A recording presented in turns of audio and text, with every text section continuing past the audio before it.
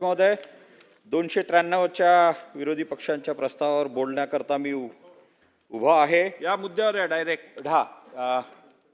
अध्यक्ष महोदय, या सरकारने विकासाची धडाडीचे कामं मोठ्या मोठ्या प्रकल्पाच्या माध्यमातून केल्या. सगळं काही मेगा आहे. तो मग ऊर्जा असेल तर मेगा आहे, रस्ते आहे तर मेगा आहे. अध्यक्ष महोदय, ऊर्जाबद्दल दोनच गोष्टी सांगतो. प्रत्येकाला ऊर्जाची गरज आहे. व्यवसाय असो, शेती असो, काहीही असो. आणि आज